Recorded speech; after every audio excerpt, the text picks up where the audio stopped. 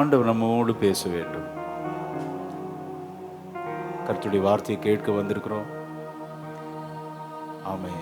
இந்த புனித வெள்ளி ஆராதனையில் அவருடைய சிலுவை பாடுகளை மாம்சத்தினால நம்மால ஆராய்ச்சி செய்ய முடியாது.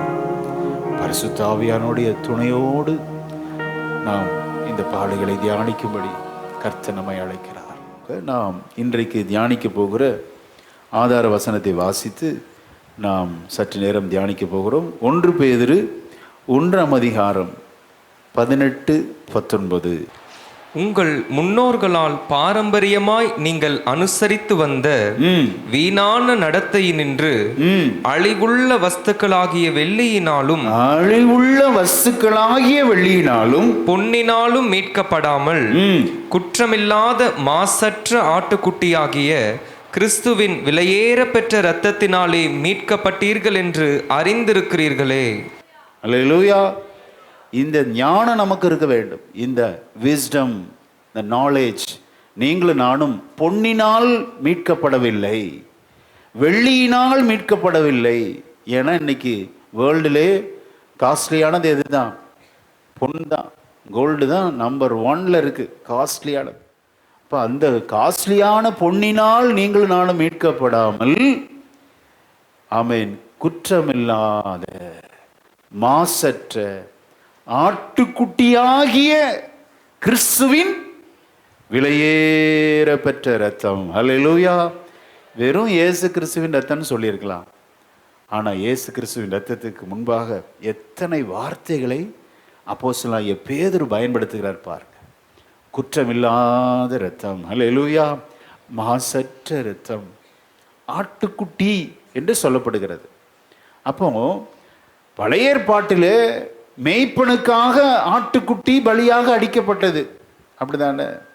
ஆனா இங்க பாருங்க, புதிய ஏற்பாட்டில் மேய்ப்பனே ஆடுகளுக்காக அவர் அடிக்கப்பட்டு ஸ்தோத்திரம் ஆட்டுக்குட்டியானவராகவே மாறி தன்னை பலி செலுத்தி ஆடுகளை காப்பாற்றுகிறார். அல்லேலூயா. பழைய ஏற்பாட்டில் மேய்ப்பன் ஆட்டுக்குட்டியை பலியிடுறான். ஆனா புதிய ஏற்பாட்டில் மேய்ப்பனே ஆடுகளுக்காக பலியாக மாறுகிறார். அல்லேலூயா. நல்ல கரங்களை தட்டி பலியாக மாறின நமது ஆண்டவர் ஸ்தோத்திரம் இந்த திருச்சபையின் நல்ல மேய்ப்பனாய் இருக்கிறார். அல்லேலூயா. நல்ல மேய்ப்பன் தன் ஆடுகளுக்காக ஜீவனையே கொடுக்கிறான். ஜீவனை கொடுத்ததுனால தான் அவர் குட் ஷெப்பர்ட், நல்ல மேய்ப்பனாய் திருச்சபையிலே நமக்காக அவர் பெரிய மேய்ப்பனாய், பிரதான மேய்ப்பனாய் இருக்கிறார். ஆமென். அப்போ இதை நீங்கள் அறிந்திருக்கிறீர்களே.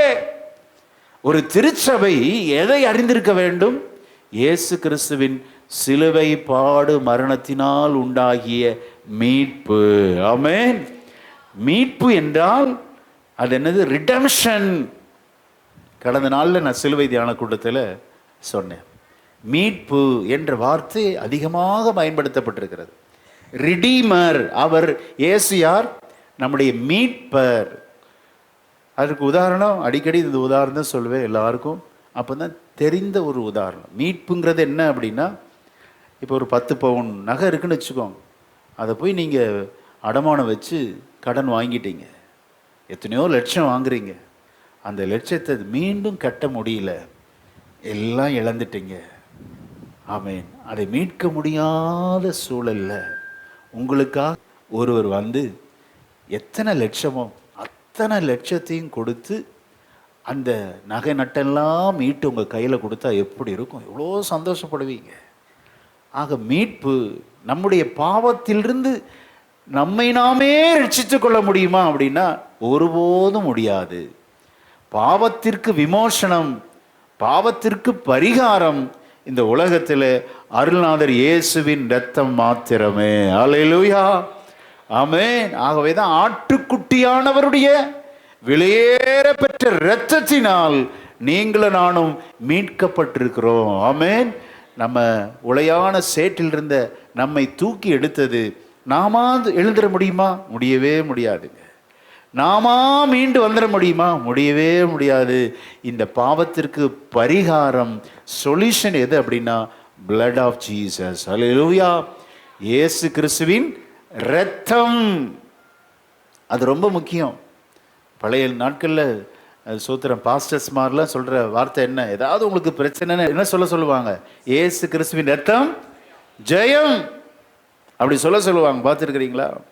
அந்த இரத்தத்தினால தான் நீங்களும் நானும் மீட்கப்பட்டமே ஒழிய விலையேற பெற்ற பொன்னினாலும் ஆமேன் சோத்திரம் வெள்ளியினாலும் அல்ல என்று இங்கே அப்போஸ்தலனாகிய பேதுரு அவர்கள் பொதுவான நிருபத்திலே பதிவு செய்து வைத்திருக்கிறார். அல்லேலூயா. கொரிந்து சபைக்கு கூட பவுலடிகளார் சொல்லும்போது கொரிந்தியர் 2:2 வாசிங்க. இயேசு கிறிஸ்துவை சிலுவையில் அறையப்பட்ட அவரையே அன்றி வேறொன்றையும் உங்களுக்குள்ளே அறியாதிருக்க தீர்மானித்திருந்தேன். வேற ஒண்ணுமே உங்களுக்கு தெரிய வேண்டாம். நீங்க எப்படி சீக்கிரத்திலே பணக்காரனாவது, சீக்கிரத்திலே கடனை அடைப்பது, எப்படி சீக்கிரத்திலே வாழ்க்கையில முன்னேறி வருவது, இன்னைக்கு நிறைய பிரசங்கம் அப்படி ஆயிடுச்சு. பரிசுத்த பவுலடிகளார் கொரிந்து சபைக்கு சொல்றாரு, சிலுவையில் அறையப்பட்ட அவரையே அன்றி உங்களுக்குள்ள வேற ஒண்ணுமே நீங்க தெரிந்து கொள்ள வேண்டாம். அல்லேலூயா. ஆமென். சிலுவை மரணத்தை தியானிக்கிறது போல உலகத்துல எதுவுமே இல்லை. கொரிந்து சபைக்கு சொல்றாரு, என் ஜனம் அவரையே அறிந்திருக்க வேண்டும். ஆமென். அந்த சிலுவை நாதர் இயேசுவை அறிவிப்பது கூட பவுலடிகளார் எவ்வளோ பயத்தோடு, ஆமென், பக்தியோடு. இன்னைக்கு ஆவிக்குரிய சபையில் அதெல்லாம் அங்கிருச்சு. ரொம்ப துக்கமாக இருக்குங்க. சோத்திரம். மெய்யாகவே நீங்கள் ஆசீர்வதிக்கப்பட்டவர்கள். அல்லேலூயா. ஒரு தீர்மானம் எடுக்கணும், என் வாழ்க்கையில் சிலுவை நாதரை இயேசுவை நான் அதிகமாய் அறிந்து கொள்ள வேண்டும். ஆமென். சிலுவையில் தான் எல்லா ரகசியமும் அடங்கி இருக்கிறது. நாம் ஒரு வெற்றியுள்ள வாழ்க்கை வாழணும் அப்படின்னா அதற்கு மூல காரணம், மைய கருத்து எது அப்படின்னா குரூசிஃபிகேஷன், சிலுவை மரணம். அல்லேலூயா. அந்த மரணம் மட்டும் சொல்லாம மரணத்தில் சிந்தப்பட்ட இரத்தத்தையே மையமாக வைத்து போதிக்கிறார்கள். ஆமென். இரத்தத்தை எதுக்கு உச்சரிக்கணும்? கவனிங்க.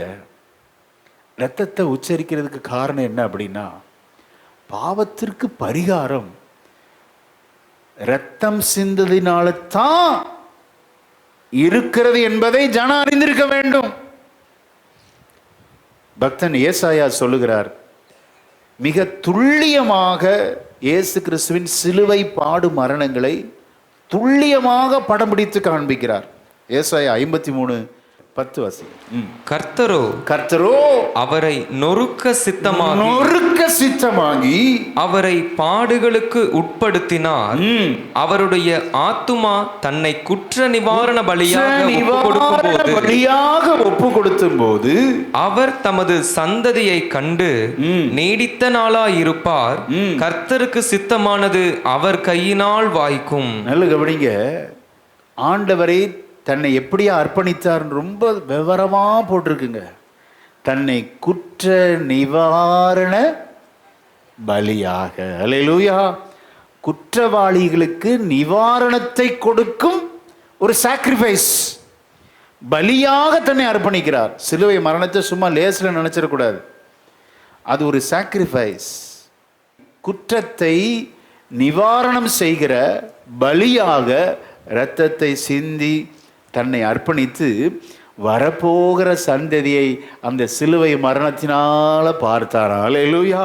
இரத்தம் சிந்ததினால் உண்டான அந்த பரிகாரத்தினால உங்களை என்னை ஆண்டவர் வரப்போகிற சந்தியை பார்த்தார் என்று சொல்லப்படுகிறது. பயங்கர ஆழமான வசனங்க இது. இங்கே ட்ரினிட்டி இருக்கு பார்த்தீங்களா? பிதா குமாரனை தத்தம் செய்கிறார், பலியாக அர்ப்பணிக்கிறார், குற்ற நிவாரண பலியாக இரத்தம் சிந்தி. ஏன் இந்த இரத்தம் சிந்துகிறது இருக்கு அப்படின்னா, ஒருத்தன் உங்களுக்கு விரோதமாக யாராவது ஒருத்தர் கொலை பண்ணிட்டாங்கன்னு வச்சுக்கோங்களேன், அந்த கொலைக்கு அவன் பழி வாங்குவது சோத்திரம் சாதாரண அடியாக இருக்குமா?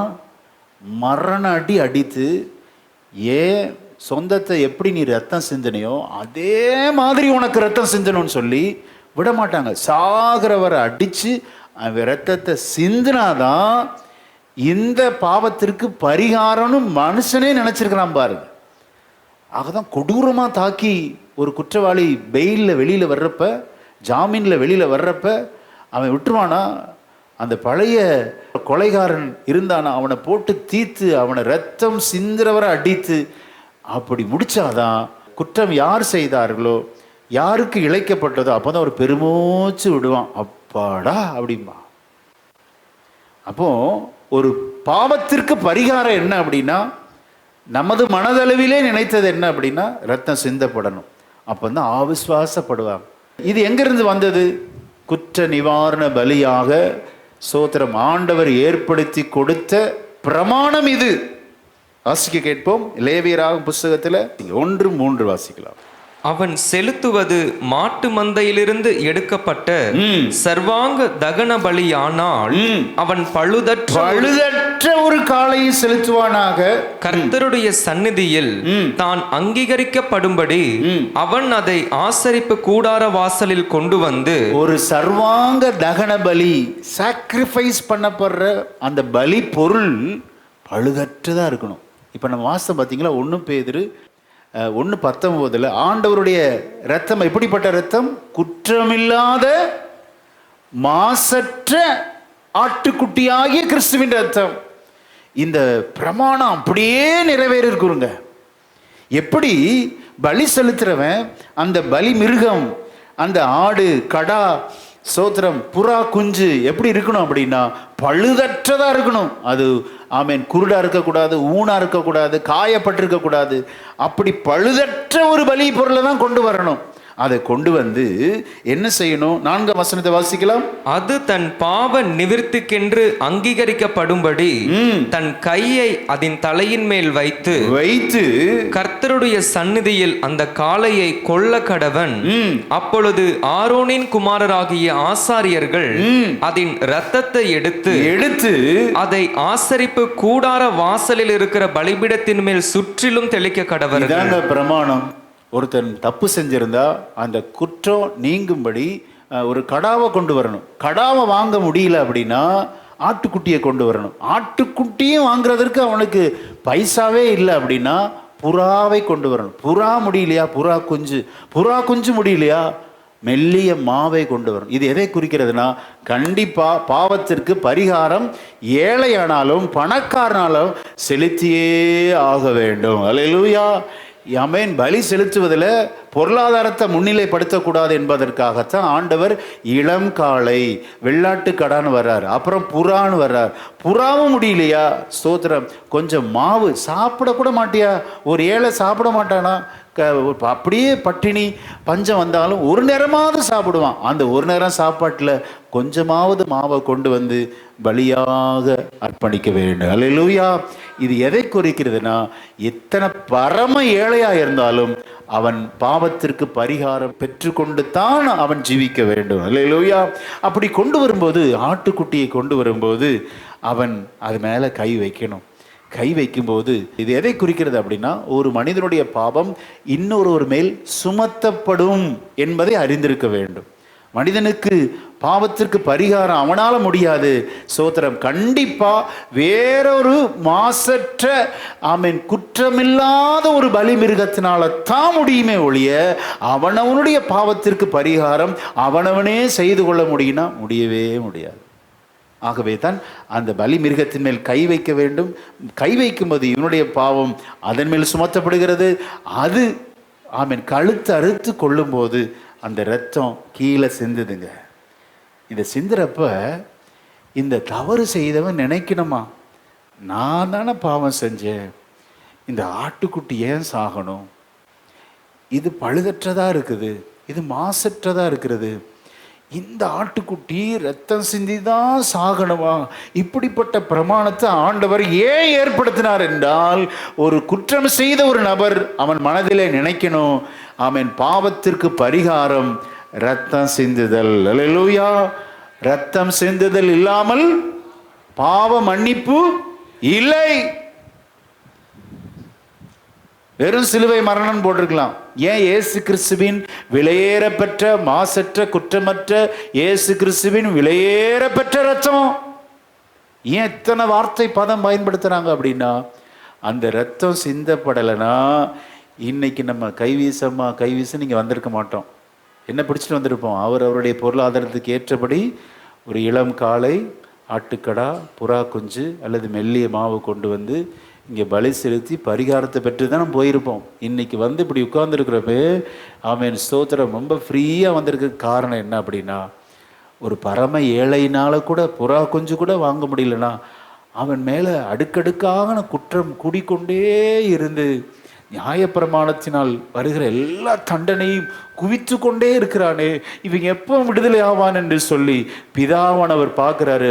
ஒரே பேரான குமாரனை நமக்காக அனுப்பி கொடுத்து இவ்வளவாய் உலகத்தில் அன்பு கூர்ந்தார். அல்லேலூயா, ஆமென். அப்போ பாவத்திற்கு 3 காரியம் இருக்குது. அந்த பாவம் அந்த ஆட்டுக்குட்டியின் மேல் கை வைக்கும்போது இங்க இருந்த பாவம் அங்க டிரான்ஸ்ஃபர் ஆகுது அப்படின்னு நினைக்கணும். பாவத்திற்கு நான் பரிகாரம் செய்யவே முடியாதுன்னு ஒரு பாவி நினைக்கணும்.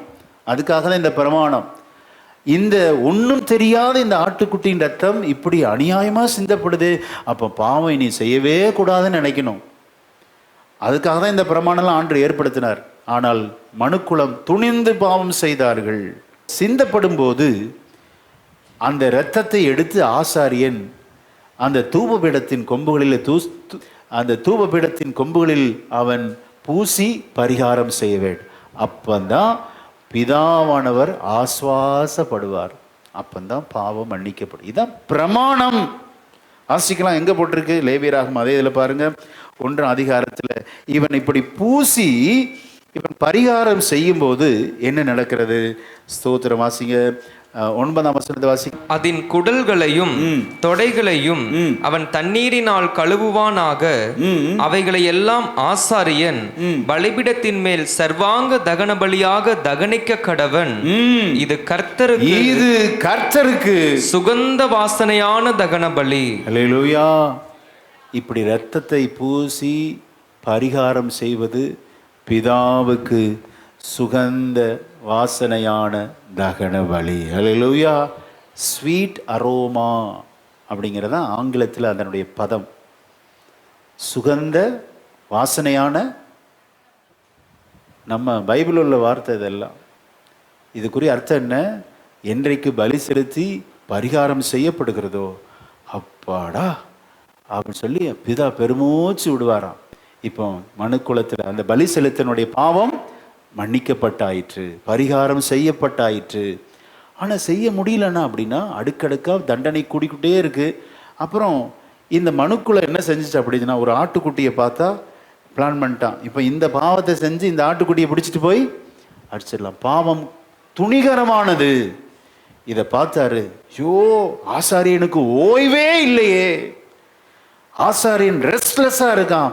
தொடர்ந்து ஆட்டுக்குட்டியை கொண்டு வராங்க, தொடர்ந்து கடாவை கொண்டு வருவாங்க, புறாவை கொண்டு வந்து பலியிட்டு இதற்கு ஒரு முடிவு கட்டியே ஆக வேண்டும் என்று சொல்லி பிதாவானவர் ஆமென் குமாரனாகி இயேசுவை அனுப்பி கொடுத்து 5 பலிகளுக்கும் ஒரு முற்றுப்புள்ளியை வைத்தார். ஆமென். எபிரேயர் எடுங்க, எபிரேயர் 10ஆம் அதிகாரத்தில் 10ஆம் வசனத்தை வாசிக்கலாம். இயேசு கிறிஸ்துவினுடைய சரீரம் ஒரே தரம் பலியிடப்பட்டதினாலே அந்த சித்தத்தின்படி நாம் பரிசுத்தமாக்கப்பட்டிருக்கிறோம். அன்றியும் எந்த ஆசாரியனும் நாடோறும் ஆராதனை செய்கிறவனாயும், நாடோறும்னா டெய்லி, நாள்தோறும் என்று அர்த்தம், பாவங்களை ஒரு காலும் நிவர்த்தி செய்ய கூடாத ஒரே வித பலிகளை அநேக தரம் செலுத்துகிறவனாயும் இருப்பான். இவரோ செலுத்துகிறவனாயும் என்ன போட்டிருக்கு? நிற்பான். அப்ப ஆசாரியனுக்கு ரெஸ்டே இல்லை. ஆண்டவர் பார்க்கிறாரு, இப்படி போயிட்டு இருந்தா மனுக்குலம் எப்பந்தான் ரட்சிக்கப்படுவது என்று சொல்லி ஆமென் இப்பொழுது குமாரனை அனுப்பி கொடுத்து பிதாவின் வலது பார்சத்தில் உட்காரும்படி செய்தார். அல்லேலூயா. எல்லா பலியும் நிறுத்தப்பட்டதற்கு காரணம் இதுதான், சிலுவை பாடு மரணம். வாசிங்க 12ஆம் வசனத்தை வாசிங்க, தொடர்ந்து வாசிங்க. இவரோ பாவங்களுக்காக ஒரே பலியை செலுத்தி என்றென்றைக்கும் தேவனுடைய வலது பாரிசத்தில் உட்கார்ந்து முடிச்சிட்டாருங்க. எல்லா பலியையும் நிறுத்தினது என்றால் இயேசு கிறிஸ்துவின் சிலுவை பாடு மரணத்தினால் உண்டான இரத்தத்தின் வல்லமை. அல்லேலூயா. ஆமென். இப்போ பழைய ஏற்பாட்டில் ஆசாரியன் நின்றுக்கிட்டே இருக்கிறான். இப்போ பிதாவின் வலது பார்சத்தில் தன்னுடைய அந்த ஜீவ லிவிங் சாக்ரிஃபைஸ், அந்த சிலுவை பாடு மரணத்தினால் உட்கார்ந்து இன்றைக்கு ஆண்டவர் வலது பார்சத்திலே நமக்காக பரிந்து பேசி கொண்டிருக்கிறார். அல்லேலூயா. ஆகவே தான் சிலுவை பாடு மரணத்தில் சொல்லப்பட்ட 7 வார்த்தைகளில் ஒரு வார்த்தை என்னது? முடிந்தது. அப்படின்னா என்ன அர்த்தம்? இனி யாரும் சாக்ரிஃபைஸ் பண்ண தேவையில்லை. குற்ற நிவாரண பலி, பாவ நிவாரண பலி, இதெல்லாம் எதுவுமே செய்ய வேண்டாம். சிலுவை மரணத்தினால் எல்லாம் முடிந்தது. ஆமென். மனுக்குலத்தை ரட்சிக்க எவ்வளோ ஆண்டவர் எளிமையான ஒரு ஸ்தோத்திரம். நமக்கு ரொம்ப எளிமைங்க, ஆனால் ஆண்டவருக்கு ரொம்ப கஷ்டம். ஒரே பேரான குமாரனை எல்லாரும் அடிப்பாங்க, எல்லாரும் நிந்திப்பாங்க, எல்லாரும் காரி துப்புவாங்க. ஆமென். முள்முடியை இந்த கோலினால் ஓங்கி அடிக்கும்போது எத்தனை வேதனை, எத்தனை நிந்தைகள், அவமானங்கள் எல்லாம் சகித்தார். ஆமென். எல்லா பலிக்கும் முற்றுப்புள்ளி வைக்கணும். என் ஜனம் விடுதலையோடு ஆராதிக்க வேண்டும். அல்லேலூயா.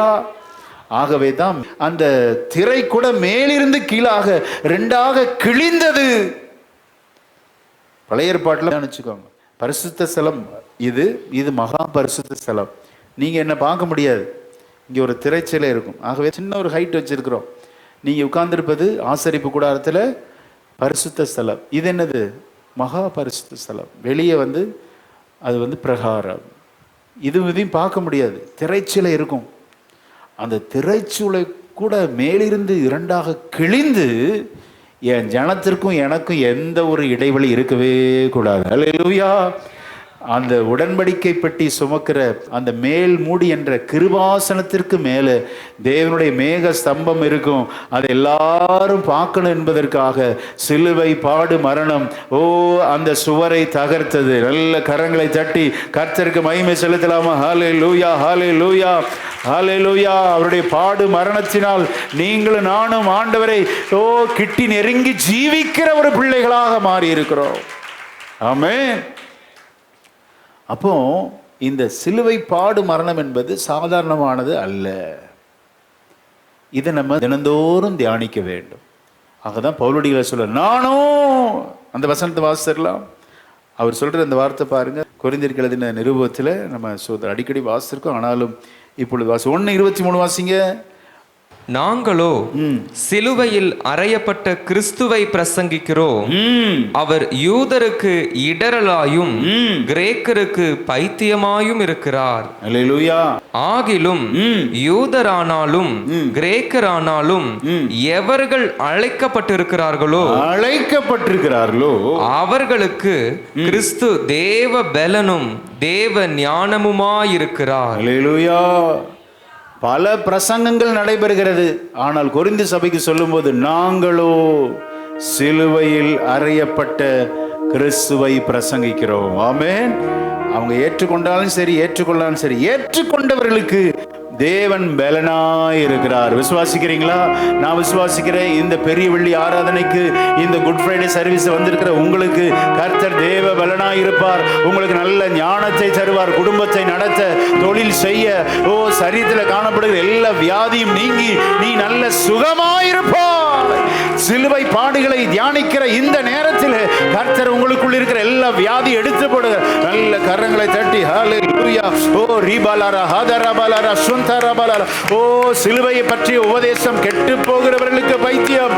ரட்சிக்கப்படுகிற நமக்கோ அது தேவ பலனாய் இருக்கிறது. இது சிலுவை தியான கூட்டம். இன்னைக்கு ஆண்டுடைய சிலுவை பாடு மரணத்தை தியானிக்கிறோம். நான் சொன்னபடி தேவ பலனும் தேவ நமக்கு தேவ ஞானமுமா இருப்பார். விசுவாசிக்கிறீங்களா? சிலுவையிலே மொழிந்த 7 வார்த்தைகளை எல்லா சபையிலும் தியானிப்பாங்க. நாமும் சற்று நேரம் தியானித்து நாம் கடந்து செல்ல போகிறோம். லூக்கா எழுதின சுவிசேஷம் 23ஆம் அதிகாரம் 34. அப்பொழுது இயேசு, பிதாவே பிதாவே இவர்களுக்கு மன்னியும் தாங்கள் செய்கிறது இன்னதென்று அறியாதிருக்கிறார்களே என்றார். முதலாவது வார்த்தை மன்னிப்பின் வார்த்தை, forgiveness. பிதாவை நோக்கி வேண்டிக் கொள்ளுகிறார். சிலுவையில் அறைந்து கொண்டிருந்த அந்த சேவர்களுக்காக, நிந்தித்து கொண்டிருந்த யூதர்களுக்காக, பரிசேயர்களுக்காக, பிரதான ஆசாரியர்கள், ஸ்தோத்திரம், வழிபோக்கர்கள் எல்லாரும் தலையை துலுக்கி பரியாசம் பண்ணின, நிந்தித்த, அவமதித்த எல்லாருக்காக பிதாவை நோக்கி வேண்டிக் கொண்டார். ஆமென். ஆண்டவருக்கு நல்ல தெரியும் இந்த சிலுவை மரணம் இவர்களால் உண்டானது அல்ல. ஆமென். இவங்களை விட்டுருங்க சுவாமி, இவங்க தான் அரைஞ்சான்னு நான் நினைக்கல, இதெல்லாம் பிதாவின் திட்டம். ஆமென். இரவிலே 1 மணிக்கு அரெஸ்ட் பண்ணி காலையில் 9 மணிக்கு மரண தண்டனை. யாருக்குங்க அப்படி நடந்திருக்கு? இந்தியாவில் நான் ஏற்கனவே சொன்னேன், 4 லட்சம் கேஸ் நிலுவையில் இருக்குது. வாதாடுவதற்கு வழக்கறிஞர் இல்லை, லாயர்ஸ் இல்லை, லாயர் ஷார்ட்டேஜ். எத்தனையோ வாய்தான்னு எத்தனை கேஸ் போயிட்டுருக்குங்க, எத்தனை வருஷமாக ஓட்டிக்கிட்டு இருக்கிறாங்க. நைட்டு 1 மணிக்கு அரெஸ்ட், காலையில் 9 மணிக்கு சிலுவையில் அறைவது என்றால் இது இவர்களால் உண்டானது அல்ல. ஆமென். ஆண்டு ரொம்ப தெளிவாக அறிந்திருந்தார். இந்த ஜெபம் எப்படி அவரால் பண்ண முடிஞ்சிச்சு? இதெல்லாம் பிதாவின் திட்டம். உலக தோற்றத்திற்கு முன்னரே வெளிப்படுத்தின விசேஷம். அவன் 13:8 வாசிங்க. உலக தோற்றம் முதல் அடிக்கப்பட்ட ஆட்டுக்குட்டியினுடைய ஜீவ புஸ்தகத்தில், அடிக்கப்பட்ட ஆட்டுக்குட்டியினுடைய ஜீவ புஸ்தகம் உலக தோற்றத்திற்கு முன்னரே தீர்மானிக்கப்பட்டதுங்க. மனுக்குலம் மீட்கப்படுவதற்கு ஒரே ஒரு விமோசனம், ஒரே ஒரு பரிகாரம் என்ன அப்படின்னா சிலுவை மரணம். ஆமென். ஆகவே ரொம்ப தெளிவாக அறிஞ்சிருந்தார். இந்த அறிவு நமக்கு இருக்குமா? நமக்கு வேணும். இன்னைக்கு சிலுவை தியானிக்கிறோம், உங்களுக்கு எனக்கும் வரணும் இந்த அறிவு. என்னது? தூஷிக்கிறவர்கள் தூஷிக்கட்டும், பேசுகிறவர்கள் பேசட்டும், இது இவர்களால் உண்டானது அல்ல, இதெல்லாம் என்னுடைய தேவ திட்டம் இல்லாமல் என் வாழ்க்கையில் எதுவுமே நடக்காது. ஆமென். அந்த எண்ணம் தாட்டு நமக்கு வேணுங்க. சிலுவை நாதரை சும்மா நம்ம தியானிச்சுட்டு போயிடக்கூடாது. முதல் வார்த்தையை தியானிக்கிறோம். இயேசு கிறிஸ்து நன்றாக அறிந்திருந்தார். நிந்தைகள், அவமானங்கள், ஏளனங்கள், பரியாசங்கள், கைகளிலே ஆணிகள் கடாவப்பட்டது, கால்களிலே ஆணிகள் கடாவப்பட்டது, ஸ்தோத்திரம், ஆமென், சாட்டையினால் அடித்தது, முள்முடி சூடினது, இதெல்லாம் இவர்களால் அல்ல, இதெல்லாம் ஏற்கனவே ப்ரீ பிளான்டு. ஆமென். ஆகவே ஸ்தோத்திரம், அந்த கெத்செமனே தோட்டத்தில் ரொம்ப அழகாக ஜெபிக்கிறார். இந்த பாத்திரம் என்னை விட்டு ஆகிலும் உங்களுடைய சித்தத்தின்படியே. இதெல்லாம் உங்கள் பர்ஃபெக்ட் வில் லார்ட். இது மனிதனால் வந்ததல்ல. அப்போ நீங்கள் கேட்கலாம், பாஸ்டர் தெரிஞ்சுக்கிட்டா பண்ணுறாங்க, எவ்வளோ இதெல்லாம் தெரியாமல் பண்ணுறான்னு சொல்லாதீங்க, எவ்வளோ விவரமாக இருக்கிறாங்க அப்படி நீங்கள் நினைக்கலாம். ஒரு வசனம் உங்கள் கண்ணுக்கு முன்னால் ஞாபகம் வந்துச்சுன்னா எல்லாவற்றையும் மறந்துடுவீங்க. என்ன வசனம் அது? அன்றியும் அவருடைய தீர்மானத்தின்படி அழைக்கப்பட்டு அவரிடத்தில் அன்பு கூறுகிறவர்களுக்கு சகலமும் எல்லாம் நன்மைக்கு தான் வச்சிருக்கிறாரே ஒழிய அது இழப்போ, தீமையோ, ஏளனமோ, பரியாசமோ, நஷ்டமோ, உடல் பலவீனமோ, வியாதியோ எது வந்தாலும் தேவனுக்கு தெரியாமல் வரவே வராது. அல்லேலூயா. அப்போ மன்னிக்கிற சுபாவம் நமக்கு வேணுமா இல்லையா? கண்டிப்பாக வேணும். நாமும் இயேசுவை போல மன்னிக்கிற சுபாவத்தோடு வாழ்வோம் என்றால் ஸ்தோத்திரம், தேவனை குறித்து நல்ல அறிந்திருக்கிறோம் என்று அர்த்தம். சிலுவையிலே அருள்நாதர் இயேசு செய்த அதே முதல் வார்த்தையின்படி எத்தனை பேர் நம்ம அர்ப்பணிக்க ஆயத்தமாக இருக்கிறோம்? வேறு எதனாலும் சொல்லுங்க, அதை சொல்லாதீங்க. நான் மன்னிக்கவே மாட்டேன், மன்னிக்கவே முடியாதுங்க. எவ்வளோ துரோகம் பண்ணியிருக்கிறாங்க, எவ்வளோ என்ன அவமானப்படுத்தியிருக்கிறாங்க, எனக்கு எவ்வளோ நஷ்டங்க. உங்களுக்கு தெரியுமா பாஸ்டர், நீங்கள் சும்மா பலிபீடத்துலேருந்து சொல்லிட்டு போயிடுவீங்க, நான் தானே இதெல்லாம் எதிர்கொள்கிறேன், என்னுடைய வேலைக்கே வேட்டு வச்சிருக்கிறாங்க, எனக்கு எவ்வளோ அவப்பெயர் வந்திருக்கிறது. அதான் திருப்பி திருப்பி சொல்கிறேன், ஆண்டவராய் இயேசு கிறிஸ்துவின் சிலுவை பாடுகளை நாம் நினைத்து கொண்டால் நமக்கு ஒரு பெரிய பலன் கிடைக்கிறது. அல்லேலூயா.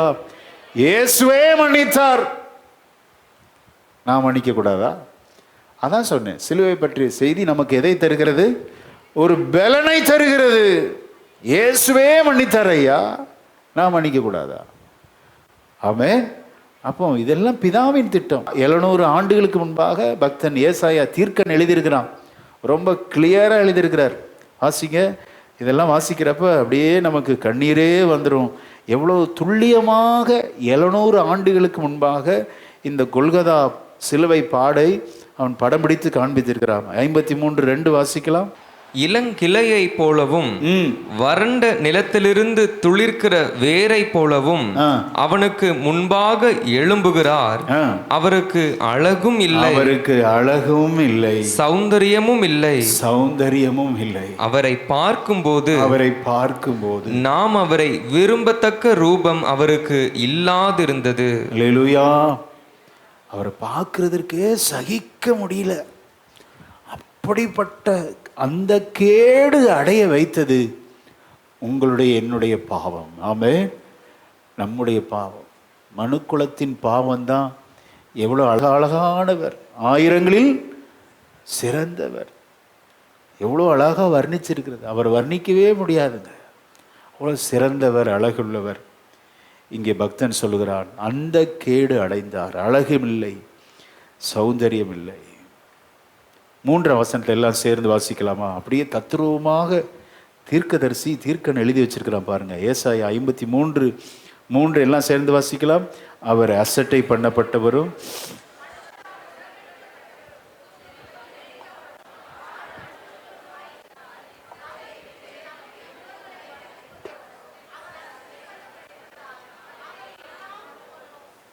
அல்லேலூயா. அழகில்லை, சௌந்தரியம் இல்லை, விரும்பத்தக்க ரூபம் இல்லை, அசட்டை பண்ணப்பட்டவர்.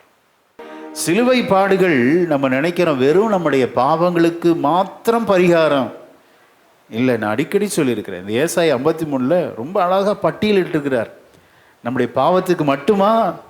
நம்முடைய துக்கங்களை சுமந்தார். அல்லேலூயா. நம்முடைய மீறுதல்கள், நம்முடைய அக்கிரமங்கள், அவருடைய தழும்புகளால் நாம், அப்போ நம்முடைய வியாதியும் சுமந்திருக்கிறார். பார்த்தீங்களா? அதனால தான் கொடூர மரணம்னு சொல்கிறோம். பாவமே ஒரு கொடூரம். பாவத்தின் சம்பளம் மரணம். பாவம் செய்கிற ஆத்துமா சாகும். பாவமே ஒரு கொடூரம். இதுக்கு மேலே நம்முடைய துக்கங்கள் அவர் மேல் விழுந்தது. நம்முடைய வியாதி எல்லாம் இப்பெல்லாம் வியாதி விதவிதமாக இருக்குது. யோசிச்சே பார்க்க முடியல. வித்தியாசமான வியாதி வருது. டாக்டர், மருத்துவர்கள் டயக்னைஸ் பண்ணவே முடியல. ஒன்றை அறிந்து கொள்ள வேண்டும். இந்த பெரிய வெள்ளி, இந்த குட் ஃப்ரைடே சர்வீஸில் ஆண்டவர் நமது வியாதிகளுக்காக கூட அவர் மரித்திருக்கிறார். அல்லேலூயா. அவரால் குணமாக்க முடியாத ஒரு வியாதி இந்த உலகத்தில் இல்லவே இல்லை. ஆமென். இது இவ்வளோ பெரிய ஆறுதல் நமக்கு. அப்படிதானே? சிலுவை பாடு என்பது வெறும் நீ பரிசுத்தமாய் இருக்கிறதுக்கு மாத்திரம் அல்ல, ஒரு தேவஜனம் நல்ல சுகமாக இருக்க வேண்டும் என்பது தேவனுடைய தீர்மானம். அல்லேலூயா. தேவ சித்தம். பிரதர், சிஸ்டர், நீங்கள் சுகமாய் இருப்பது கர்த்தருடைய சித்தம். உங்கள் துக்கங்களை அவர் ஏற்றுக்கொண்டார், உங்கள் மீறுதல்களை அவர் ஏற்றுக்கொண்டார், உங்களுடைய அக்கிரமங்களை அவர் ஏற்றுக்கொண்டார், உங்கள் பாவங்கள், ஆமென், உங்கள் வியாதி எல்லாம் ஏற்றுக்கொண்டார். நல்ல கரங்களை தட்டி, ஓ, சிலுவை இல்லை என்றால் நம்முடைய வாழ்க்கை துக்கமாகவே முடிந்து போயிருக்கும். சிலுவை வாழ்வு நமக்கு ஒரு சுக வாழ்வை தந்திருக்கிறது. அல்லேலூயா. நீ வாழ்ந்து சுகித்திருப்பாய். மனதார அடியானை ஆசீர்வதிக்கும்படி பரிசுத்த ஆவியானவர் இன்றைக்கு ஏவுகிறார். அல்லேலூயா. என் வாழ்க்கையெல்லாம் துக்கம் துக்கம் துக்கம், கண்ணீர் நினைச்சு புலம்பிட்டு இருக்காதீங்க. சோத்திரம். உங்கள் துக்கங்கள் எல்லாம் கர்த்தர் மாற்றும்படி நம்முடைய துக்கங்கள் எல்லாம் அவர் ஏற்றுக்கொண்டார். இவ்வளோ பெரிய கவலையாக இருக்கலாம், பிள்ளைகளை குறித்த கவலையாக இருக்கலாம், எதிர்கால திட்டங்களை கவலையாக இருக்கலாம், தொழில், ஆமென், சோத்திரம், செட்டில்மெண்ட்டு கவலையாக இருக்கலாம். எதுனாலும் பயப்படாதீங்க. சிலுவையிலே ஆண்டவர் எல்லாம் சுமந்து நமக்கு நல்ல ஒரு பரிகாரத்தை ஏற்படுத்தி இருக்கிறார். ஆமென். அதான் ஏசாயா சொல்றார். இப்போ வாசிங்க, 5ஆம் வசனத்தை வாசிங்க. ஏசாயா 53:5. நம்முடைய மீறுதல்களின் நிமித்தம் அவர் காயப்பட்டு நம்முடைய அக்கிரமங்களின் நிமித்தம் அவர் நொறுக்கப்பட்டார். நமக்கு சமாதானத்தை உண்டு பண்ணும் ஆக்கினை அவர் மேல் வந்தது. அவருடைய தழும்புகளால் குணமாகிறோம். அல்லேலூயா. எத்தனை பேசலாம் ஒரு வசனத்தை வச்சு. கவனிங்க, இன்னைக்கு நம்ம தியானித்துட்டு இருக்கிற இந்த சிலுவை பாடு மரணம் என்பது நமக்கு நிறைய பரிகாரத்தை செய்திருக்கிறது. இதை விசுவாசிக்கணும். நம்ம விசுவாசிக்காததுனால தான் நமக்கு எதுவுமே கிடைக்க மாட்டேங்குது. அவிசுவாசம். இதெல்லாம் நடக்குமா? நடக்கும். ஆமென். கர்த்தர் நமக்கு சுக வாழ்வை கொடுத்துருக்க எத்தனை பேர் விசுவாசிக்கிறீங்க? வலது கரத்தை உயர்த்தி ஹல்லேலூயா.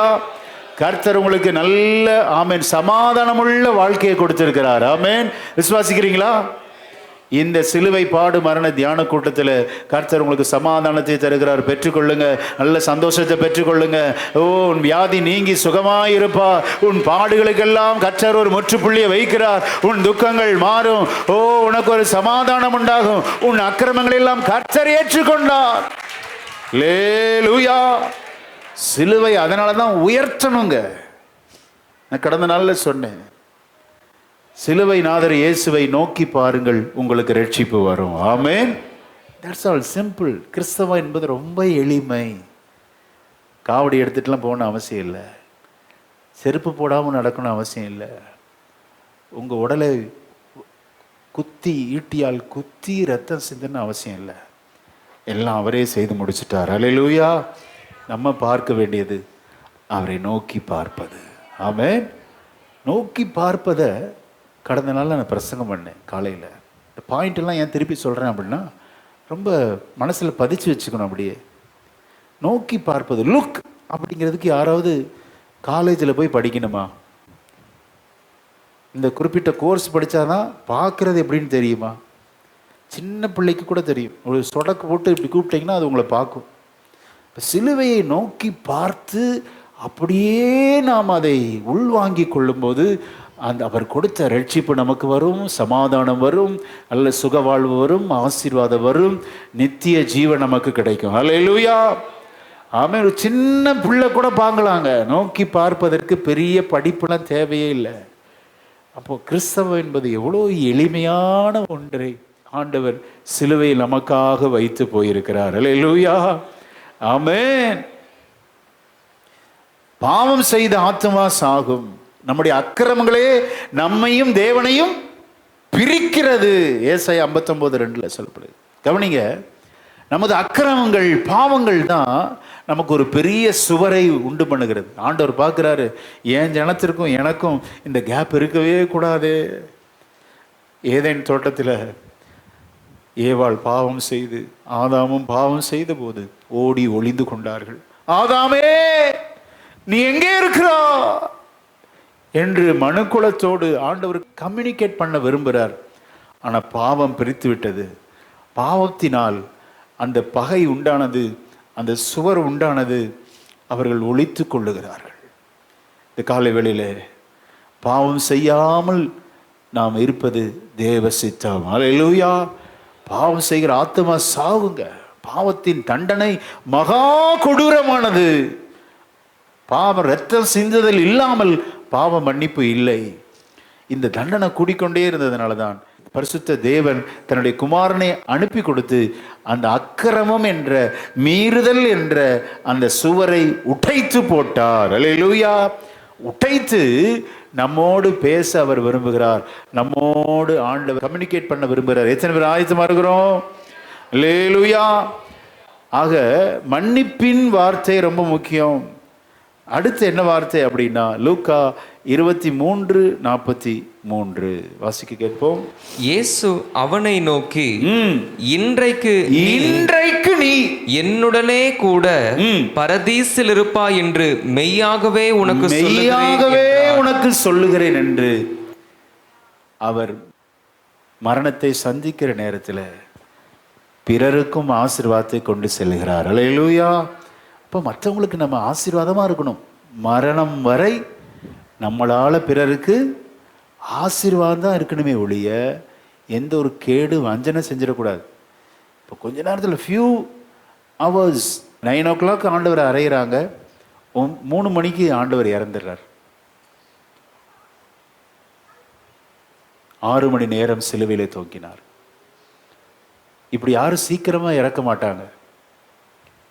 சிலுவை என்பது பயங்கர கொடூரமான ஒரு மரணம். சீக்கிரம் இறக்க மாட்டாங்க, வேதனையை அணுவணுவாக அவங்க அனுபவிப்பாங்க. அதனால தான் அது ஒரு கொடூர மரணம். ஆனால் ஆண்டவர் சீக்கிரம் இறந்துடுறார். ஒரு சேவகன் போய் சொல்கிறான், யூதர்லாம் கேட்குறாங்க, 6 மணி ஆக போகுது. 6 மணிக்கு மேலே அடுத்த நாள் அவங்களுக்கு ஸ்டார்ட் ஆகும். நமக்கெல்லாம் நைட்டு 12 o'clock தான் அடுத்த நாள் ஸ்டார்ட் ஆகும். யூதருடைய கிளாக் கடிகாரம் என்ன அப்படின்னா, ஈவினிங் 6 o'clock ஆயிடுச்சுன்னா ஓய்வு நாள், சாட்டர்டே ஸ்டார்ட் ஆயிரும். ஓய்வு நாளில் அவங்களுக்கு சரீரம் தொங்கக்கூடாது. அதுவும் மரத்திலே தூக்கப்பட்ட எவனும் சபிக்கப்பட்டவன். அந்த சாபமான பாடி அந்த மரத்தில் தொங்கக்கூடாது, இறக்கிருங்க அப்படி.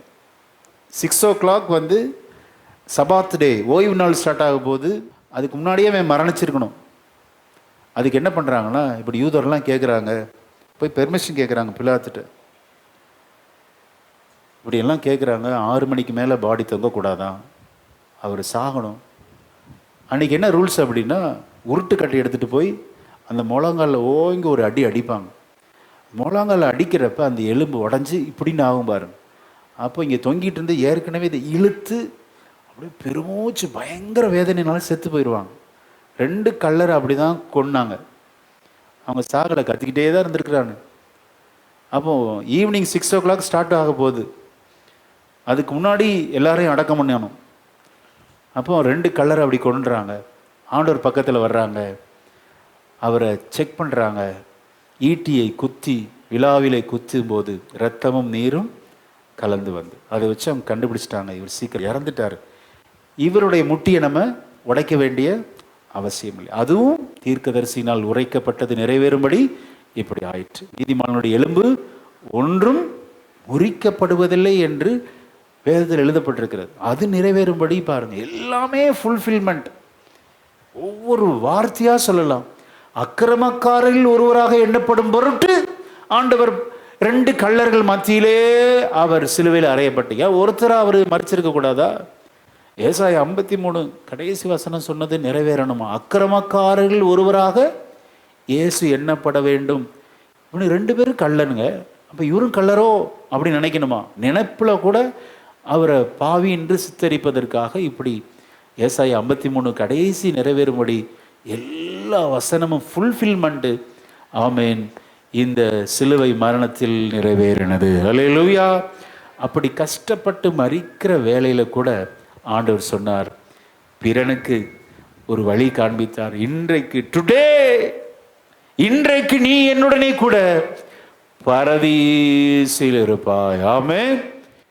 இந்த உலகத்திலிருந்து நம்ம ஒரு குண்டூசியை கூட எடுத்துகிட்டு போக முடியாது, அப்படி தானே? நம்ம மரிக்கிறப்ப நம்ம தனியாக தான் போகணும்.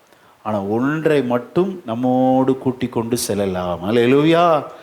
அது என்னதென்றால், மனம் திரும்புகிற பாவியின் ஆத்துமா நம்மோடு கூட நாம் கொண்டு போக முடியும் என்பதை இந்த 2வது வார்த்தையிலே கர்த்தர் பதிவு செய்கிறார். அல்லேலூயா. இவ்வளோ வார்த்தையை நீங்கள் கேட்குறீங்களே, ஒன்றை புரிஞ்சுக்கோ. நீ இந்த உலகத்தில் எவ்வளோ கஷ்டப்பட்டு வியர்வை சிந்தி ராப்பகலாக தூக்கம் இல்லாமல் உழைக்கிறீங்க, நல்லது. ஆனால் எல்லா உழைப்பை விட ஆத்தும ஆதாயம் செய்கிறவன் ஞானம் உள்ளவன். அல்லேலூயா. அவன் தான் இந்த உலகத்திலிருந்து கடந்து செல்லும் போது மரித்த உடனே அவன் சோத்திரம் அந்த ஆத்துமாவையும் தன்னோடு கூட அழைத்து செல்கிறான். அல்லேலூயா. அப்போ ஒரு திருச்சபை ஊழியர்கள், சுவிசேஷர்கள், அப்போஸ்தலர்கள் எல்லாம் ஆத்தும ஆதாய பணியில ஈடுபட வேண்டும், மற்றதை விட. ஆமென். பிறகு நமக்கு வேணும், உழைப்பு வேணும், சம்பாத்தியம் வேணும். ஆனால் அதோடு எது இருக்கணும்? ஆத்தும ஆதாயம் இருக்கணும், சோல் வின்னராக இருக்கணுங்க. அப்படி இருந்து பாருங்க, இந்த வார்த்தை நமக்கும் அப்படியே பொருந்தும். நம்ம இருக்கிற வரை, கடைசி மூச்சு வரை நம்ம ஒரு காரியத்தை செய்யணும். மரித்து கொண்டிருக்கிற ஆத்துமாக்களுக்காக நாம் ஜெபிக்க வேண்டும். கர்த்தர் நம்மையும் ஒரு ஆத்தும வீரராக மாற்றுவார். அல்லேலூயா. ஒரு சோல் வின்னராக மாற்றுவார். விசுவாசிக்கிறீங்களா? ஆக சிலுவையிலே மரித்து கொண்டிருக்கிறப்ப ஜெபிக்க முடியுமா? ஜெபிக்க முடியும். பிதாவை இவர்களுக்கு இவ்வளோ நாள் கை காலெலாம் கட்டியாச்சு, இப்போ ஓடி ஆடிலாம் ஊழியம் செய்ய முடியாது. கலிலேயா போக முடியாது, கெனசரேத்து கடல் போக முடியாது, எதுவும் போக முடியாது, எங்கேயும் நடந்து ஊழியம் செய்ய முடியாது. கைகால் கட்டப்பட்ட நிலையிலே ஒரே ஒரு ஊழியத்தை செய்ய முடியும், ஜெப ஊழியம். அல்லேலூயா. அதான் முதல் வார்த்தை.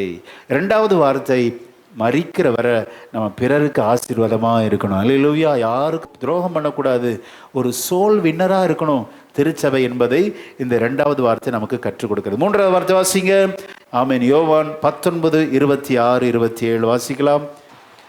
அப்பொழுது இயேசு தம்முடைய தாயையும் அருகே நின்ற தமக்கு அன்பாயிருந்த சீஷனையும் கண்டு தம்முடைய தாயை நோக்கி ஸ்திரீயே அதோ உன் மகன் என்றார்.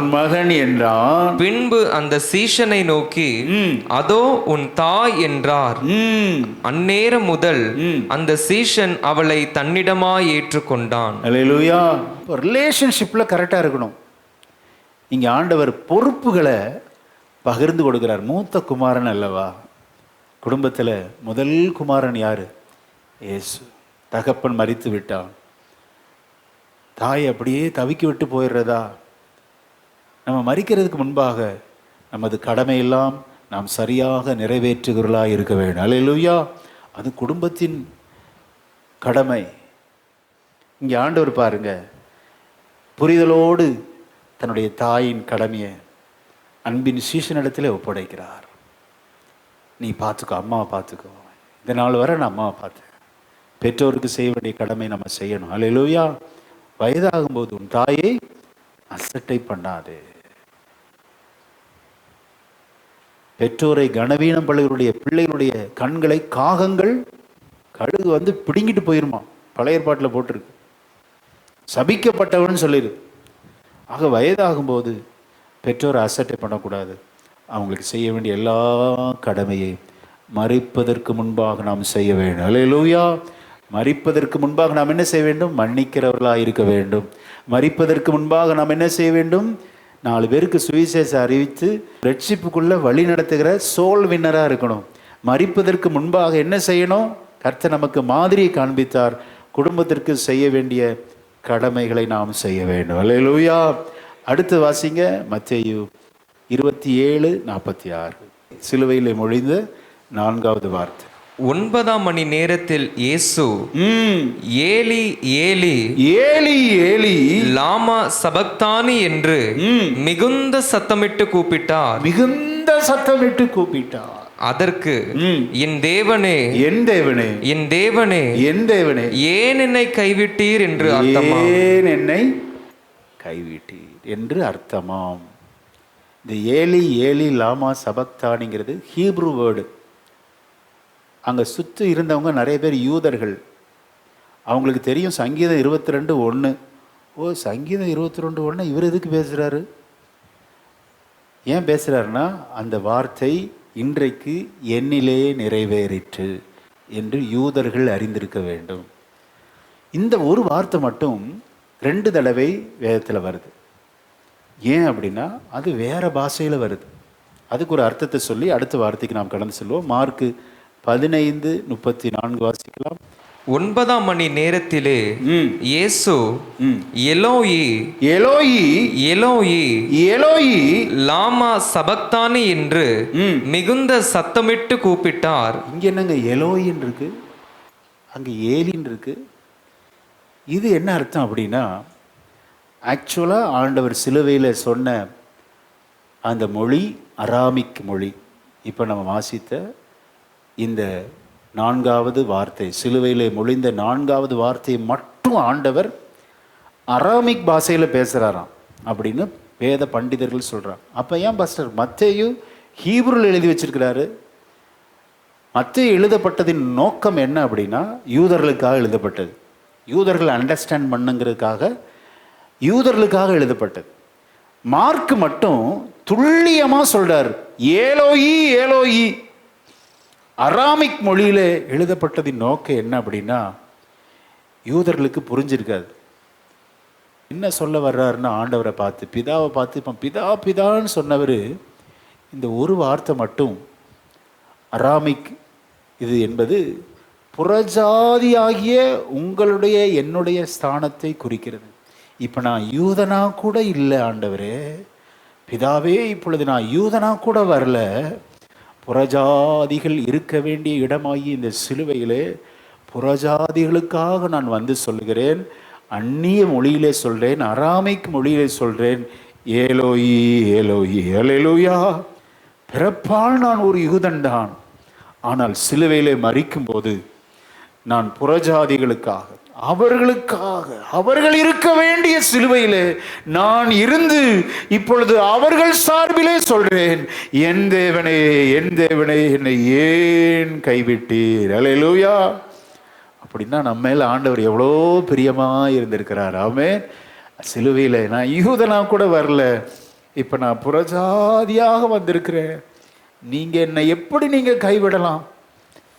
நீங்கள் எப்படி கைவிடலாம்? ஃபாதர், இதுவரை பிதா பிதான்னு சொன்னவர் இந்த கைவிட்ட நேரத்தில் தான் 3 மணி நேரம், 6ஆம் மணி வேளையிலிருந்து 9ஆம் மணி வேளை வரைக்கும் பூலோகம் இருண்டது. அதனால தான் இந்த இருள் முடிய போகுது. ஏன் இப்படி என்னை கைவிட்டீங்க? இயற்கையும் என்னை பார்க்க மறுக்கிறது. இயற்கை ரொம்ப கீழ்ப்படியுங்க, பர்ஃபெக்டாக கீழ்ப்படியும். சூரியன், நம்ம எவ்வளோ லேட்டாக வந்திருக்கோம், சூரியன் 1 மணி நேரம் லேட்டாச்சா என்ன ஆக முடியும் சொல்லுங்க பாவம்? எவ்வளோ பர்ஃபெக்டாக அதை படைத்த சிருஷ்டித்த நாள் முதல் இன்றைக்கு வரைக்கும் சரியான பாதையிலே சுற்றுகிறது. பூமி தன்னைத்தானே சுற்றி கொண்டு, அந்த சுற்றுறதுல கொஞ்சம் டிலே ஆச்சுன்னா என்ன ஆகும்? நீங்களும் நானும் எவ்வளோ விஷயத்தில் தவறுறோம், ஆனால் இயற்கையை கவனித்து பாருங்கள், பர்ஃபெக்டாக கீழ்ப்படியுது. ஒபீடியன்ஸ்னால் அதுகிட்ட கற்றுக்கணும், நம்ம இயற்கைகிட்ட கற்றுக்கணும். சூரியன்ட்ட, சந்திரன்ட்ட, பூமியின் சுற்றுப்பாதை, வான்வெளி நட்சத்திரங்கள் பிரகாசிக்குது, அது எவ்வளோ அடங்கி இருக்கிறது, வருஷங்களும் அடங்கி இருக்குது. யோனா தீர்க்கன் தப்பு பண்ணான், பெருங்காற்றை அடிக்க சொல்றார், அடிச்சிச்சா இல்லையா? கரெக்டாக அடிச்சிச்சு, கப்பலுக்கு நேராக அடிச்சிச்சு. கப்பல் உடைந்து போகத்தக்கதாக அலை கொந்தளித்தது, பெருங்காற்று கீழ்ப்படிந்தது, அலை கீழ்ப்படிந்தது. அவனை தூக்கி போடுறப்ப கரெக்டாக எக்ஸாக்டாக வந்து வாயை திறந்து நிற்கிறது எது? 2 நிமிஷம் லேட் ஆச்சுன்னா உள்ளே போயிருப்பான் யோனா. கரெக்டாக கீழ்ப்படியுது, மீன் கீழ்ப்படியுது, பெருங்காற்று கீழ்ப்படியுது, பெரும் அலைகள் கொந்தளித்து கீழ்ப்படியுது. 3000 மைல் பிரயாணம் பண்ணி தேவன் மீனுக்கு என்னட்டார்? நமக்கு எத்தனை கற்பனை கொடுத்துருக்கிற கட்டளை கீழ்ப்படுகிறோமா? மீனுக்கு கட்டளை இட்டார், அவனை கரையிலே கக்கிற்று. 3000 மைல் அந்த பிரயாணம் முடிஞ்ச உடனே அவனை போய் கக்கிருங்கிறார். கட்டளை இட்ட உடனே கக்கிருச்சு பாருங்க. எப்படி இருக்கும் மீனுக்கு? உங்களுக்கு டைஜஷன் ஆகலாம், புளிச்ச ஏப்பமாக வருதா இல்லையா? மீனுக்கு ஒரு ஆளை முழுங்கிருக்கு, எல்லாத்தையும் டைஜஷன் பண்ணிக்கணும், அந்த ஒரு ஆளை மட்டும் டைஜஷன் பண்ணவே கூடாது, செரிக்கவே கூடாது, செரிமானமே இல்லாமல் கரெக்டாக. அது எப்படிங்க முடியும்? எவ்வளோ கஷ்டம் அந்த மீனுக்கு. எல்லாம் சகித்து கொண்டது, தேவ சித்தத்தை செய்கிறது போல. ஆமேன். இயற்கையை போல வேறு எதுவுமே இல்லைங்க. இயேசு கிறிஸ்துவ கூட தன்னுடைய பிரசங்கத்தில் சொல்றார், தேவகுமாரனும் யோனா எப்படி மீனின் வயிற்றில் 3 நாள் இருந்தது போல மனுஷகுமாரன் எங்கே இருக்கணும்? பூமியின் வயிற்றில் இருக்கணும். யோனாவை கம்பேர் பண்ணுற உள்ள கொண்டு வராரு பார். அந்த மீன் கீழ்ப்படிஞ்சனால மீனையும் சொல்றார், கீழ்ப்படிந்த மீனை தன்னுடைய செர்மனில் அவர் சொல்றார் மரிப்பதற்கு முன்பாகவே. அப்போ கீழ்ப்படியர்களை கர்த்தர் மெச்சி கொள்ளுகிறார். அல்லேலூயா.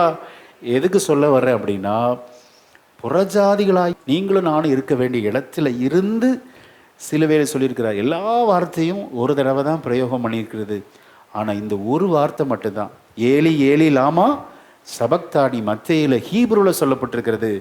இந்த மார்க்கில் புறஜாதி ஆகிய உங்களையும் என்னையும் இருக்க வேண்டிய இடத்துல இருத்தி, நான் யூதனா கூட வரல, இப்போ புறஜாதியாக வந்து கேட்குறேன், உங்களை பார்த்து கேட்குறேன், நீ ஏன் என்னை கைவிட்டீங்க? இது உங்களுக்கே அடுக்குமா அப்படின்னு அந்த இருள் முடிகிற நேரத்தில் சொல்றார், 9ஆம் மணி நேரத்தில்.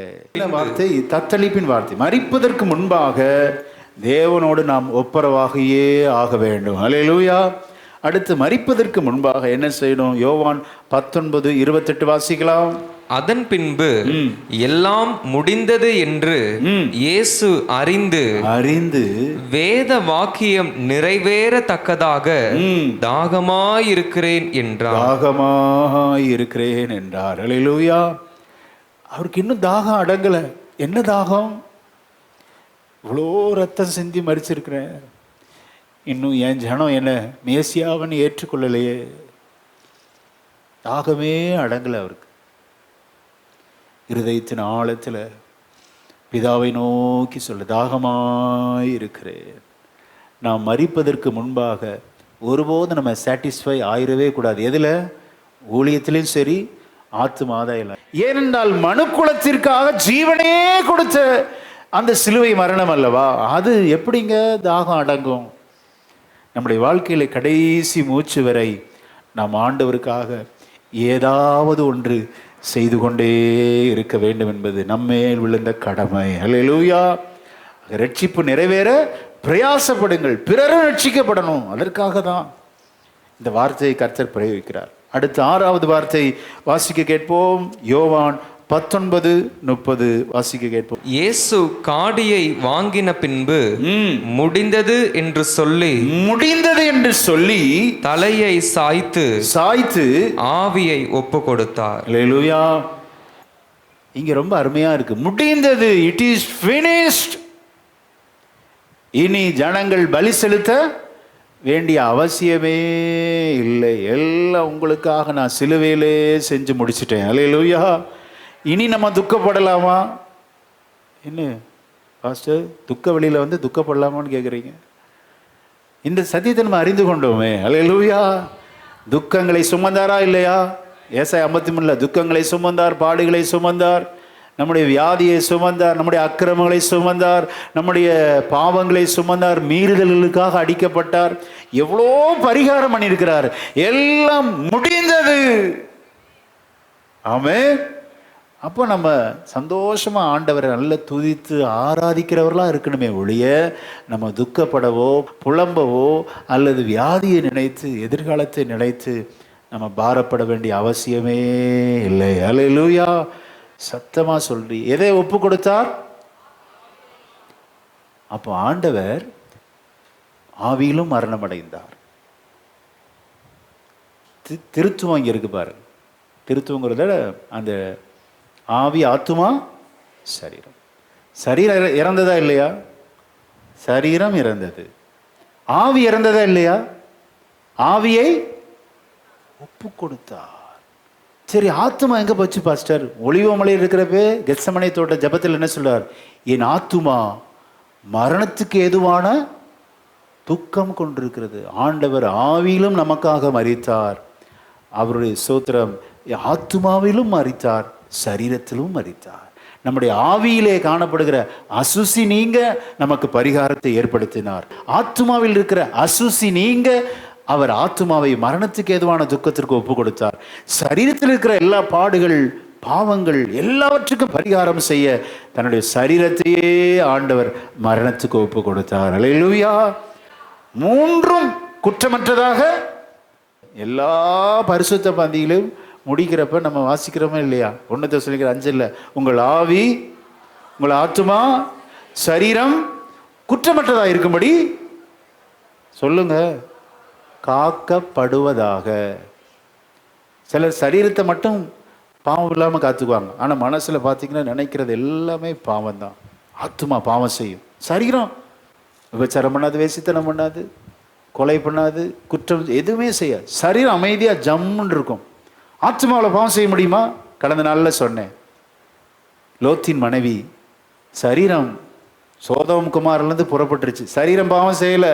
இப்போ சரீரம் அந்த மோவாப் தேசத்தை நோக்கி ஓடிக்கொண்டிருக்கிறது. ஆத்மா பாவம் செய்யுது. ஆத்மா எங்கே போகுது? சோதோம் குமாராவிலே இருக்குது.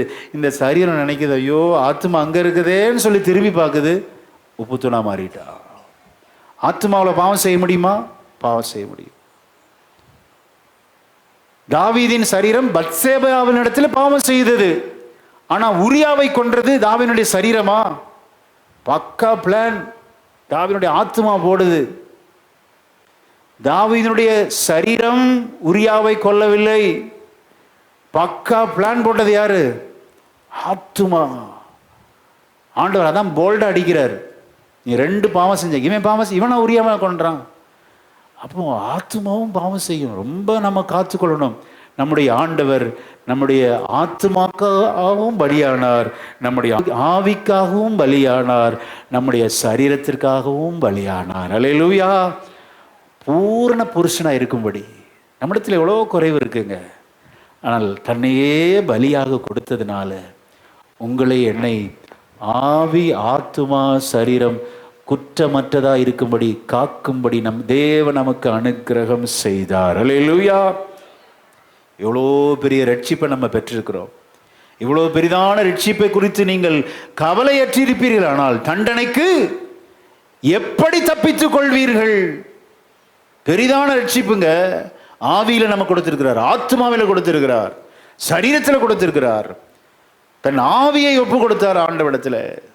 அப்போ அர்ப்பணிக்கிற விஷயத்தில் நாம் மரிப்பதற்கு முன்பாக சரண்டர் ஆகுதில்ல கருத்தா இருக்க வேண்டும். அல்லேலூயா. எல்லாம் என்னால் முடியல, எல்லாம் உங்களால் தான் ஆண்டவர், எல்லாம் முடிந்தது, இட் இஸ் ஃபினிஷ்ட் அப்படிங்கிறார். எதெல்லாம் முடிஞ்சிச்சு? ஆமேன். தகன பலி முடிந்தது, போஜன பலி முடிந்தது, ஆமேன், சமாதான பலி முடிந்தது, பாவ நிவாரண பலி முடிந்தது, குற்ற நிவாரண பலி, எல்லாம் பலிகளையும் சிலுவையிலே முடித்து காண்பித்து இப்பொழுது ஆசாரியன் நிற்கிற ஆசாரியன் நிற்க வேண்டிய அவசியம் இல்லை, எல்லாம் அவரே செய்து முடித்தார். அல்லேலூயா. ஆமென். ஸ்தோத்திரம். 6வது வார்த்தை முடிந்தது. 7வது வார்த்தை வாசிக்க கேட்போம். லூக்கா 23:46. இயேசு பிதாவே பிதாவே. இப்போ திருப்பி பிதா, ஃபர்ஸ்டும் பிதா. அந்த கைவிட்ட நேரம், இருட்டான நேரம் மட்டும் நம்முடைய பாவம் எல்லாம் அவர் மேலே சுமத்தப்பட்டு பரிகாரம் முடிஞ்சிருச்சு. அந்த பரிகாரத்தை தான் இயற்கையும் பார்க்க தன்னை மறைத்து கொண்டது. அது எப்பேற்பட்ட கொடுமையான நேரம்னு தெரியல. இப்போ என் தேவனே என் தேவனே அந்த ஒரு வார்த்தை மட்டும்தான் தேவன் நமக்காக பரிந்து. அடுத்து இப்போ மீண்டும் பிதாவோடு இணைக்கப்பட்டார். அல்லேலூயா. அப்போ பிதாவே இவர்களுக்கு ஜெபத்தின் ஆரம்பம் பிதா. இப்போ கடைசி வார்த்தை, 7வது வார்த்தை, முடிவு ஜெபம். அதுவும் எப்படிதான் இருக்கணும்? பிதாவே. அப்போ நம்முடைய ஜெபத்தில் ரொம்ப அழகாக கற்றுக் கொடுத்துருக்கிறார். பரமண்டல இருக்கிற அப்போ ஜெப ஸ்டார்டிங் பிதா ஸ்டார்ட் பண்ணி முடிகிறது எப்படி முடிக்கணும்? இயேசுவின் நாமத்தில் கேட்கிறோம் எங்கள் நல்ல பிதாவேன்னு முடிக்கணும். ஒரு ஜெபத்தில் பிதா தான் ஸ்டார்டிங், முடிகிறது ஸ்டார்டிங், இயேசுவின் மூலமாக முடிக்கணும். இப்போ இந்த கடைசி வார்த்தை முடிக்கிறப்ப இப்போ மீண்டும் பிதாவோடு கனெக்ட் ஆகிட்டாரு. இப்போ பிதாவை நோக்கி சொல்லுகிற வார்த்தை மீண்டும் எல்லாரும் சேர்ந்து வாசிக்கலாமா? லூக்கா 23:46. பிதாவே உம்முடைய கைகளில் என்று இப்படி சொல்லி இங்கேயும் ஆவியை ஒப்பு கொடுக்கிறார் பாருங்க. ஆமென். ஆவியை தேவனிடத்தில் ஒப்பு கொடுக்கணும். ஆவி குற்றமற்றதாக இருக்கணும். நம்ம ரொம்ப கவனமாக பார்த்துக்கணும். வேற யாரையும் ஆராய்ச்சி பண்ணாதீங்க, பிறருடைய குற்றத்தை பார்க்காதீங்க. இப்போ நம்மை நாமே நாம் ஆராய்ந்து நிதானித்தால் நாம் நியாயம் தீர்க்கப்படும். அவருடைய வாழ்க்கையை தியானிக்கணும். அவருடைய ஆவியை பரிசுத்தமாக காத்துக்கணும். அவருடைய ஆத்துமாவை பரிசுத்தமாக காத்துக்கணும். இவர் பாருங்க, ஆவியை பிதாவின் இடத்துல ஒப்பு கொடுத்தார். எப்படி ஒப்பு கொடுத்தார்? சத்தமா. யாராவது சாகுற சத்தம் போட்டு சாவாங்களா? நீங்க பால் ஊத்துறப்ப பாருங்க, அப்படி சத்தம் இல்லாம இது. கடைசியில் என்ன சொல்ற? கடைசியில் என்ன சொன்னார் அப்படிம்பாங்க.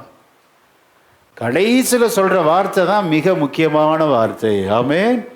ஆண்டவர் மரணிக்கிற வேலையில, மரண தருவாயில் சொன்ன இந்த 7 வார்த்தைகளை எந்த திருச்சபை மக்கள் கூர்ந்து கவனிக்கிறார்களோ அவர்கள் ஆசீர்வதிக்கப்பட்டவர்கள். ஆமென். சத்தமா சொல்லி முடிக்கிறார்னா அது ஒரு வெற்றியின் வார்த்தை. ஆமென்.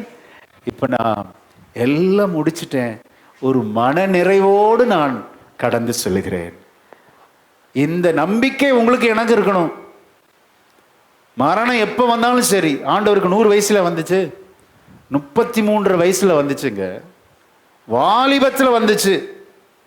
அவருக்குள்ள என்ன ஒரு நம்பிக்கை, பிதா எனக்கு கொடுத்த எல்லாவற்றையும் நான் முடித்து விட்டேன் என்ற ஒரு முழு நிச்சயம், நம்பிக்கையோடு இப்பொழுது தன் ஆவியை ஒப்பு கொடுத்து சரண்டர் ஆகி அவர் கடந்து செல்கிறார். இப்படி நீங்களும் நானும் இருக்கணும். நம்ம மரணத்தை சந்திக்கிற நேரத்தில் கோழையா இருக்கக்கூடாது. ஆண்டவர் எனக்கு கொடுத்த எல்லா பொறுப்புகளை நான் செய்து முடித்திருக்கிறேன் என்ற ஒரு முழு நிச்சயம், நம்பிக்கையோடு வெற்றியோடு நம்முடைய ஜீவனத்தை முடியணும். அல்லேலூயா, ஆமென். அப்படி நம்ம அலசி ஆராய்ந்து வாழ்வோம் என்றால் நம்முடைய வாழ்க்கை ஒரு வெற்றி வாழ்க்கை. அல்லேலூயா.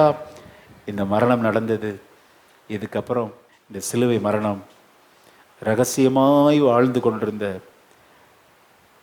நிக்கோதேமுவை மாற்றினது. ராக்காலத்தில் வந்து ஏசப்பாட்ட கேட்டான், சத்தியத்தை சொல்லிக் கொடுத்தார், பெண்களை சர்ப்பத்தெல்லாம் சொல்லிக் கொடுத்தார். அவன் யோவான் 7 கொஞ்சம் ஏற்றுக்கிட்டான். ஃபஸ்ட்டு யோவான் 3 ரகசியமாக வர்றான். யோவான் 7 அந்த சனகரிப்பு சங்கத்தின் கமிட்டி மீட்டிங் நடக்குது. 71 பேருக்கு இல்லை, அதை சொல்கிறான். ஆண்டவருக்கு வக்காலத்து வாங்குறான், ஆண்டவருக்காக சொல்கிறான், தேவனிடத்திலிருந்து வந்தால் ஒழிய இப்படிலாம் அற்புதம் செய்ய முடியாது, நீங்கள் சும்மா அவரை தப்பாக பேசாதீங்க அப்படிங்கிற. அப்போ எல்லாம் நினச்சிருப்பாங்க, யாருக்கு சப்போர்ட்டாக பேசுகிற நீ? 71 மத்தியில் ஆண்டவர் விட்டு கொடுக்கல. சிலுவை மரணத்தின் போது எல்லார் முன்பாக பகிரங்கமாக போய் அந்த வசனத்தை வாசித்து முடிக்கலாமா? சிலுவை மரணம் ஒரு நபரை மாற்றுமா இல்லையா? கண்டிப்பா மாற்றும். ரகசிய கிறிஸ்தவனாய் இருந்த நிக்கோதேமுவை மாற்றினது சிலுவை மரணம். இந்த சிலுவை காட்சிகள் இவ்வளவு நேரம் நம்ம தியானித்தோம். ஆண்டவராகிய இயேசு கிறிஸ்துவின் அந்த சரீரத்தை நல்லடக்கம் செய்ய இந்த நிக்கோதேமுவை போல எத்தனை பேர் தீர்மானிக்கிறோம்? அல்லேலூயா. என் வாழ்க்கையை நான் ஆண்டவருக்கே அர்ப்பணிக்கிறேன். என் வேலை பறிபோனாலும் பரவாயில்ல. இந்த 71 பேர் மத்தியில் கமிட்டி அங்கத்தை சாதாரணமாக கிடைக்காது. சனகரிப்பு சங்கத்தின் பதவி, இன்னொரு செல்வந்தன், பரிசேயன், இன்னொரு போதகன், கடந்த நாள் நம்ம தியானித்தோம். எல்லாத்தையும் தூக்கி எறிய ஆயத்தமாக இருந்தோம். நான் வாழ்ந்தால் ஆண்டவருக்காக வாழ்வேன். அல்லேலூயா, ஆமென். நல்ல அடக்கம் செய்கிறான். எல்லாரும் விட்டுட்டு போயிட்டாங்க, சீஷர்லாம் விட்டு போயிட்டாங்க, இயேசுவால் நன்மை பெற்றவர்கள் விட்டு போய்விட்டார்கள். ஆனால் கடைசி வரை இந்த கிறிஸ்தவத்தில் நிலைத்திருந்து அவருடைய நாமத்தின் மகிமைக்காக நான் வாழ்வேன். எத்தனை பேர் சொல்ல முடியும்? அல்லேலூயா. நிக்கோதேமு நமக்கு நல்ல திருஷ்டாந்தமாய் இருக்கிறார். கர்த்தர் தாமே இந்த வார்த்தை மூலம் நம்மை ஆசீர்வதிப்பாராக. அல்லேலூயா. எல்லாம் சேர்ந்து இந்த வசனத்தை நிக்கோதேமை போல நான் அர்ப்பணிக்கிறேன் சுவாமி. சிலுவை பாடு மரணத்தை பார்த்து அவன் வாழ்க்கையே மாற்றிக்கொண்டான். எல்லாம் சேர்ந்து அந்த வசனத்தை வாசித்து முடிக்க போகிறோம்.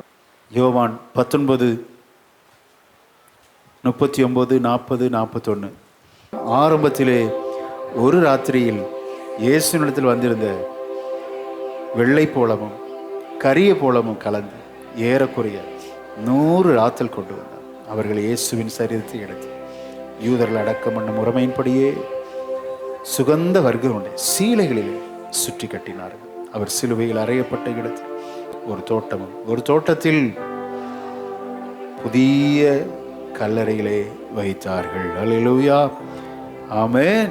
எத்தனை பேர் நிக்கோதேமுவை போல நான் வாழ விரும்புகிறேன்? ஒரு காலத்துல ராத்திரியில் வந்தான், ஆனால் இப்பொழுது கொல்கதா மலையிலே ஸ்தோத்திரம் எல்லாருக்கும் முன்பாக, பரிசேயர்களுக்கு முன்பாக, பிரதான ஆசாரியனுக்கு முன்பாக, ஆமென் ஸ்தோத்திரம், யூதர்களுக்கு முன்பாக, ரோம போர் சேவர்களுக்கு முன்பாக, வழியிலே நடக்கிறவர்களுக்கு முன்பாக பகிரங்கமாக தன்னை ஆண்டவரை ஏற்றுக்கொண்டவனாக வெளிப்படுத்தினான். அல்லேலூயா.